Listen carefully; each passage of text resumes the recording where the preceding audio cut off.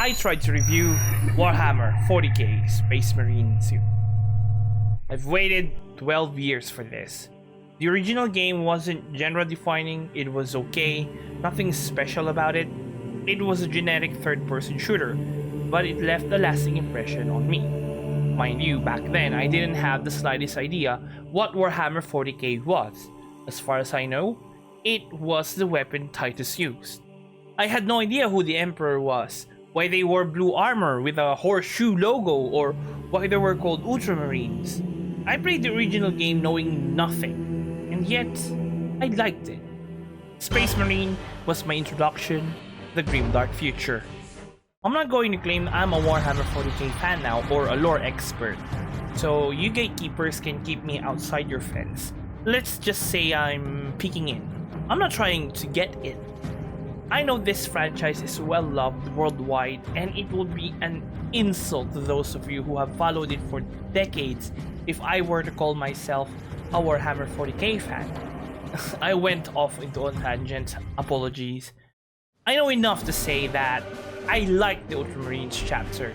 Yes, I know, Ultra Smurf, plot armor, poster boys and all that, but let's just say I like them because I like them, okay? Great! Now let's talk about the game. The first thing I encountered in this game was, it crashed. Right into the intro cutscene. Not a great start. It was probably my hardware's fault though. Here are my specs by the way, and to top it off, I'm still using a decade-old HDD where I installed the game. I know it clearly says that you should install the game on an SSD, but I don't have one for my games. So if you're like me and still using an HDD, here's what I did. I capped my frame rate at 60, set all the graphics settings to low, and pray to the machine's spirit. The game will crash multiple times, but don't close the program. Just choose to wait for it to respond. You won't be able to watch the intro cutscene, but hopefully, you'll be able to start playing the game. Hope this helps. Actually playing the game, let's just say it almost brought tears to my eyes.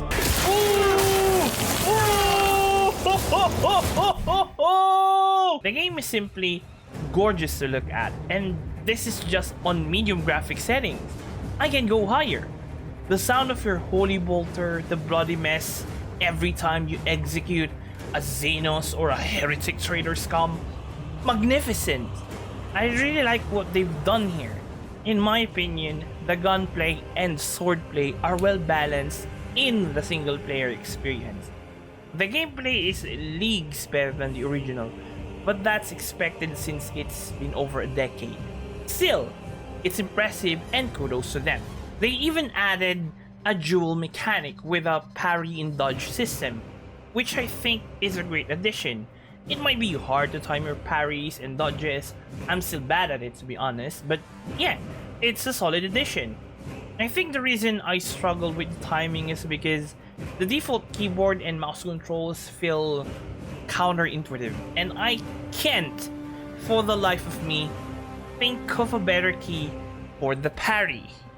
Another issue I encountered, which is quite funny but not game breaking, it's immersion breaking. When I execute an enemy or get attacked, especially by needs, the animation sometimes gets stuck and Titus freezes mid-motion, stiff as a board. Fighting the needs feels like battling a zombie horde. They even do that zombie pile up like in World War Z. I think like a zombie pile of some sorts.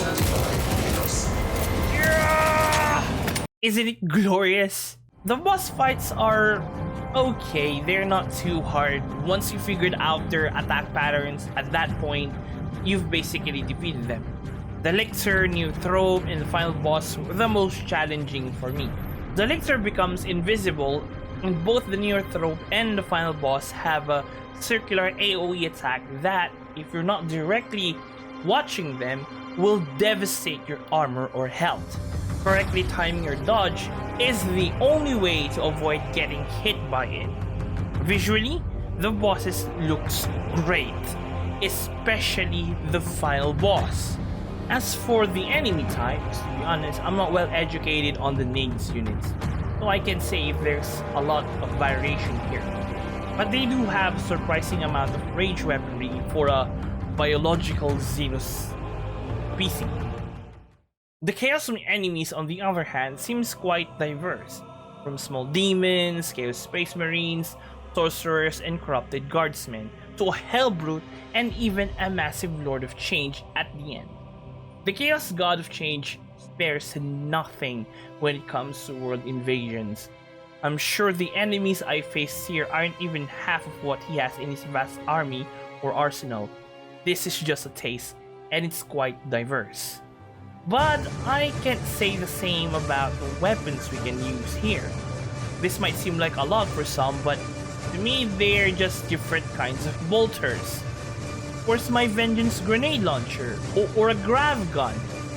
Maybe a shotgun? It feels like bolt gun is more weapon variety than this game. There's probably some lore explanation for why this is the case, but I would have liked more weapon options. Don't get me wrong, I do enjoy using the bolters and plasma weapons, especially the Melta gun. I also like almost all the melee weapons except the combat knife, but that's just a me thing. My thought process is, why use a knife when I can wield a chainsword, power sword, or a warhammer? Come on, you can't blame me for that. Map design is another aspect I really liked. From the jungle world to what's probably a hive world. The facilities we go through really captures the goth. The world's detail impressed me, and I believe 40k fans are loving these maps. The main selling point of this game for me, apart from the obvious, is the story of Captain Titus, or rather Lieutenant Titus. I liked him in the original game, even though, to be honest, the story wasn't well written. I was eager to find out what happened to him after he was accused of heresy by his underling, Private I'm the definition of an Ultrasmurf Leandros, who kept reminding everyone that it's not in the Codex Astartes. Is that wise, Captain? The Codex Astartes does not support this action. The game did answer that question and showed us how Titus dealt with the doubts of his brothers in arms, while also facing the Tyranid threat and eventually the arch enemy. In my opinion, the story is much better written this time around. I really enjoyed how Titus' character developed. It might not be one of the greatest stories in video game history, but it's good enough for me.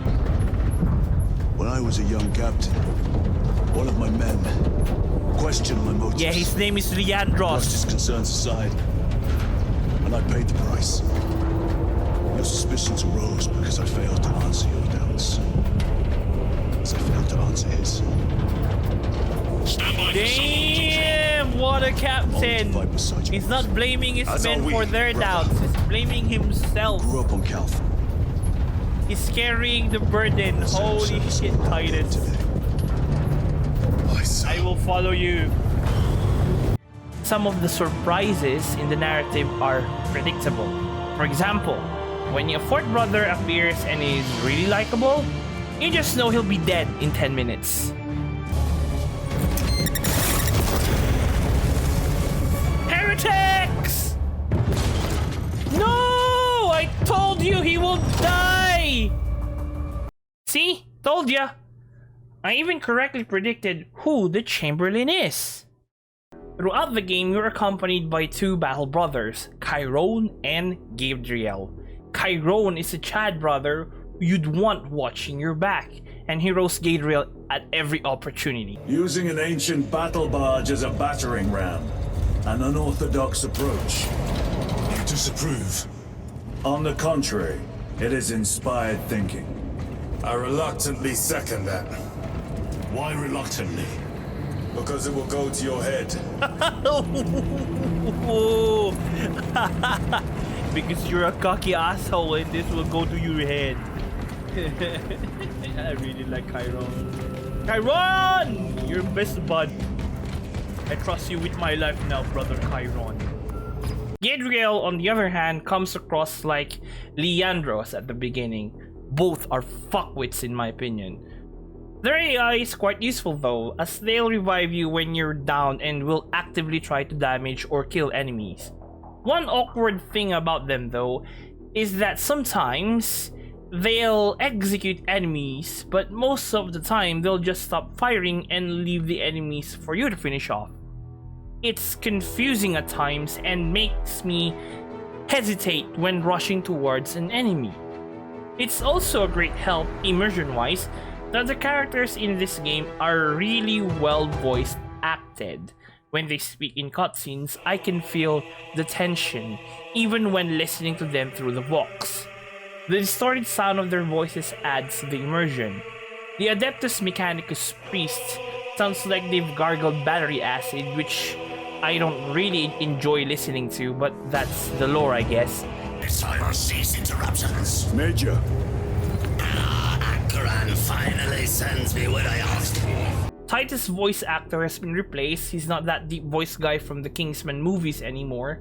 At first, I didn't like the new voice actor because I was expecting the same mannerisms, like pausing before the last words in some sentences. And of course, that deep voice. those guardsmen cannot survive that long. We find a way to destroy the gun. However, as I played through the campaign, it started to make sense. Titus has a rougher tone now because he was technically expelled from the chapter. His name erased from memory because it was painful. The noble tone wouldn't fit this older, more distrustful version of Titus. In the end, the new voice actor did a wonderful job. The campaign is filled with memorable moments that can only be described with interjections. Moments like this. Titus holding Chapter's banner, calling his men to form a line, facing waves of enemies coming from the left, right, and center. Bal brothers showing no fear even as they're cut down one by one. It gives me goosebumps. I have to admit, the mission types in the campaign and some of the operations are starting to feel old. Like, stay inside this blue box until the bar hits 100%. Don't let them destroy the antenna or chain. Survive X amount of waves. The kind of missions you see on low effort games. If it weren't for the wonderful aspects of the Warhammer 40k universe and the game's combat system, I think I would have hated these missions. But to be fair, they executed these mission types pretty well. One of my favorite parts of the original game's campaign was the jetpack missions. I was really looking forward to getting the jetpack in this game, and it didn't disappoint. It was a bit awkward at first, and it took me a minute to use the slam effectively, but it's glorious and fun to pull off. They even have a class that uses a jetpack. All in all, the campaign experience in this game is pretty good. However, if you're like me and still use HDDs to store your games, you'll deal with long load times, distinct cutscenes, and delays in operations and PvP load times. If you believe in the adage, if it's old but not broken, use it until it is, then you'll have a frustrating time like I did. As I've mentioned earlier, the desyncs, loading, and crashes will ruin your experience. Buy an SSD. Games need it now. It's time to retire our HDDs. That goes for me too. My HDD is like 10 years old at this point. Moving on, operations are like side missions per se. They're missions given to the other squads supporting Titus' squad. Here you'll choose from 6 different classes: Tactical, Assault, Vanguard, Bulwark, Sniper, and Heavy. The same classes you can use in PvP. I also really like that Titus interacts with them on the battle barge. You can see them talking to Titus, and while it's not really a feature, I appreciate the simple interactions with the main cast. The game currently has 6 operations, and I've heard more are on the way. The objectives in Operation vary, but in my opinion, some mechanics are overused, like standing in a specified area to capture a point, surviving waves of enemies, or protecting an objective. That kind of stuff. Luckily, they've added some new puzzle-solving mechanics that require real team coordination to complete. The length of the operation is on the longer side. I think they're even longer than a mission in Vermintide 2. I made that comparison because Space Marine 2's operations feel similar to that type of game. It also has difficulty settings that you can change anytime. That said, I'm a bit undecided if I like how long each operation takes, especially if you're like me and play with bots. Initially, I refused to play with random players. I prefer playing co-op games with friends to share the experience. But after getting my ass kicked on threat average, oh boy, I think I'll be playing with randoms now. The length and the difficulty of operations aren't necessarily bad. It's just that sometimes it feels like it's taking too long to finish, and with some mechanics that don't appeal to me, I might get tired of it quickly. But looking at the roadmap for the game, I'll wait and see what they offer. Maybe I'll like it better then. The last thing I'll talk about, obviously, is the PvP of this game. There are 3 modes and 3 maps: Capture and Control, Seize Ground, and Annihilation. The maps are Cathedral, Mausoleum, and Bastion. The game modes are pretty self-explanatory at this point. There's nothing really new about them, but they're fun to play. The maps are also enjoyable. For example, the Mausoleum has this fog in the middle that makes it harder to spot enemies, making the tactical's ability really useful in that area. The classes feel balanced in my opinion. There are tactics and ways to counter some of the more annoying abilities. You can flank a bulwark. The maps make flanking maneuvers easy and they're vulnerable to grenades. Assault has a half time delay before it can perform a slam and is a sitting duck while hovering above the map. Sniper's cloaking can be a pain in the ass sometimes, but the Oak Spec Scan can blow their cover and reveal them to everyone. The Heavy's Iron Halo shield can be flanked or broken pretty easily, and if you're dueling them, don't just run for cover. They're slow, so you can outrun them. Tactical has solid bolter weapons, but their rate of fire is slower than a carbine, and the Oak Spec Scan has a massive visual bubble that's easy to avoid. Vanguard's Harpoon ability is great, and as a low-level tactical main, I haven't yet found a counter for it.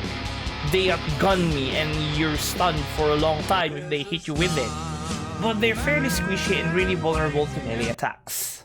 The weapons are balanced too. There's no gun that's too OP, and the same goes for the melee weapons. They're situational and won't ruin your experience. There haven't any he's using this X weapon, no wonder he got me moments so far. What makes the PvP experience unbalanced is the matchmaking. I've yet to play a match where all of my teammates and the opposing team have single-digit class tiers and levels. I always end up teaming up or playing against players who have tier level 5 classes and are level 16 or higher. That's fine if all weapons are unlocked for any level, but since weapons are level locked, I end up facing players with a fucking melee gun, bathing me with holy fire, melting me like I'm made out of cheese, and here I am with my standard bolt gun. Where's the balance there? I've also played a game or two with cheaters. One memorable instance involved a bulwark swinging his weapon too fast and being able to endlessly cast his abilities, making our team regenerate an absurd amount of armor. I don't want to generalize our region as cheaters' haven, but every time I play either a paid or free-to-play PvP game in the sea, there are a lot of cheaters. And their cheats are discreet. It's not just an aimbot or a wall hack. It's like they're not even trying to hide it. Every time. God damn it. Emperor damn it. And I know in my gut those few games where I've encountered cheaters, they'll be more frequent in the future. I can feel it in my bones. My experience with the game is good. Better than expected, really. My expectations weren't that high to begin with because the original game was memorable to me mainly because of its big armor, big guns, and intriguing lore. Gameplay wise, there wasn't much to latch onto. The graphics are quite fine, it still looks okay to this day, but nothing set the original game apart from its competition other than having the Warhammer 40k name on it.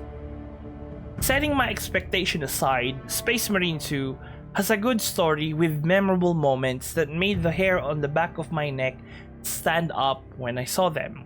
All this ground in the name of the Primarch! We die with vengeance on our lips! If we die! Ah!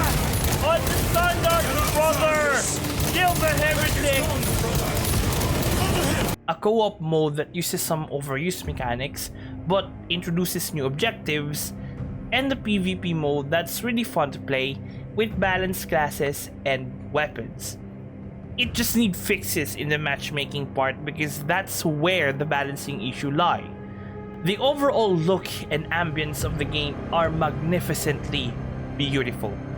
Even if you have no idea what the hell 40k is, the game is just oozing with character and love for this well-known franchise.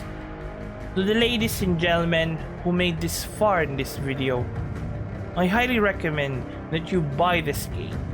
Serve the Imperium of Man, slay Xenos and heretics alike in the name of the Holy Emperor, and you'll be rewarded with a good time whether playing alone, with friends, or against other players. This game is worth our time and money. Thank you very much for watching and listening. See you on the next one. Goodbye.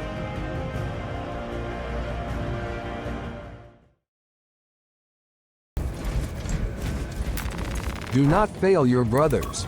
Though their bodies die, their spirit must return to the chapter. That is your charge. Jesus Christ me, where did you get that? Enter Astartes! Where did you get that?